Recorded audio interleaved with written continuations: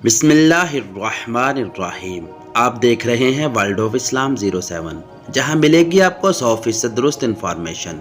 जानवरों की बोलियां। हज़रत सुलेमान अलैहिस्सलाम का एक खूबसूरत वाक़या।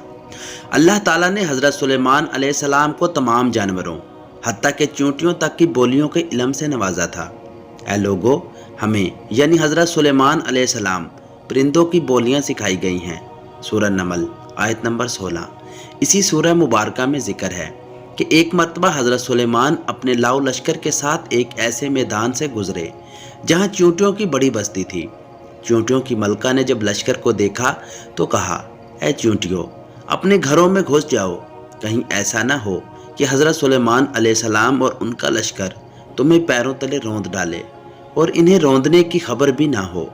यह बात सुनकर हज़रत सुलेमान अलैहिस्सलाम मुस्कुरा दिए और अल्लाह का शुक्र बजा लाए।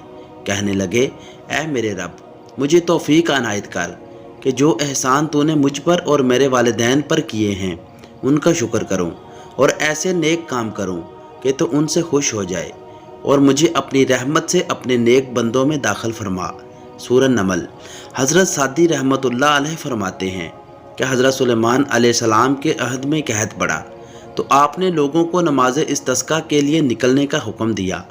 जब नमाज पढ़ने मैदान में गए तो वहाँ एक चींटी अपने कदमों पर खड़ी दुआ कर रही थी, ऐ अल्लाह, मैं भी तेरी मखलूक हूँ, हमारा भी तेरे फजल के बगैर चारा नहीं, तो ऐ अल्लाह इन पर बारिश बरसा दे।